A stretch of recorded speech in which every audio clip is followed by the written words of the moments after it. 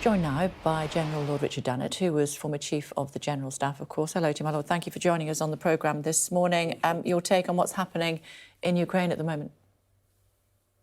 Well, as all news reports are telling, we are seeing the Russians slowly making advance, particularly in Luhansk province and Severodonetsk. They seem to have got control of a fair part of that town. But what we're seeing, as Alex Crawford's film has just shown, is the Russians' reliance on long-range artillery to wear down the Ukrainian defenders and attack them at arm's length. This is the tactic that we've seen in the past. It's a tactic from the Russians' point of view that is effective. They have got a large preponderance of artillery, and they can strike the Ukrainian defenders at long range and therefore protect their own soldiers, which is why their stated intention of getting control of the two provinces in Donbas is slowly coming about, despite the continuing fierce resistance and determination of the Ukrainian defenders. We were speaking to Tobias Ellwood, who I know that you know well, yesterday. He said Russia is winning and that the UK needs to do much more to help Ukraine. Do you agree with him? Well, I'm nervous about using the winning and losing language, but I know what Tobias means. As far as the Russians are concerned, their restated objective, which is to control Donetsk and Luhansk province, is slowly coming about. The interesting thing, if interesting is the right word, is to wonder and to know what they will do next.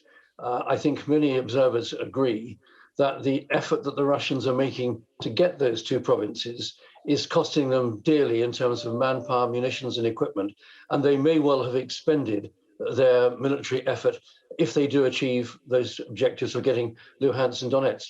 And I think, and many other observers think, that this is the point at which the war will then go effectively into the deep freeze. As we've discussed, Kay, on previous occasions, the Russians have now got that land corridor from Crimea through Donbass into Russia. They failed around Kyiv, we know that, but their more limited objective of controlling the Donbass, I think, is within their reach. The question is, what will President Zelensky do then? Yeah, and what he would expect the West to do. Does all of the territory that has been claimed by Russia need to be ceded back to Ukraine in order for the war to end? Is a big question, I suppose, my Lord. Well, it is a big question, but I think realistically, one has to ask what is going to happen, because all the international statements in the world can put pressure on Russia to withdraw to where they were on the 24th of February, to give up the land that they've captured in the Donbass region. But why would they withdraw? They will not withdraw voluntarily. NATO and a coalition of Western countries is not going to mount a major attack to throw them out.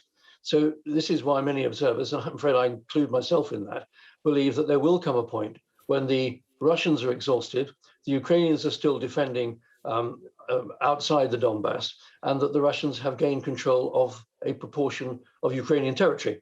And that is the point when negotiations are really going to have to start. And it may be the unpalatable truth that President Zelensky will have to accept that, yes, Ukraine is a certain size, but 10 to 15% of it is now occupied by the Russians. And that, as I say, may be where this war goes into the deep freeze. The war in Ukraine nearing 100 days, I think it's day 97 today. Do you see any hope of a ceasefire anytime soon?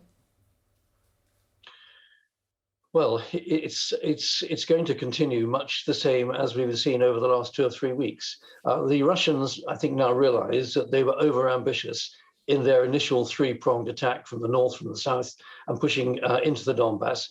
That was too ambitious. That was too much of that. So they've concentrated purely on the operation now in the Donbass, which the big battalions invariably win, albeit win slowly. And as I've already been suggesting, they will get control, in my view, of pretty much all of Donetsk and Luhansk provinces. And this is where the war, in terms of a war of movement, will grind to a halt.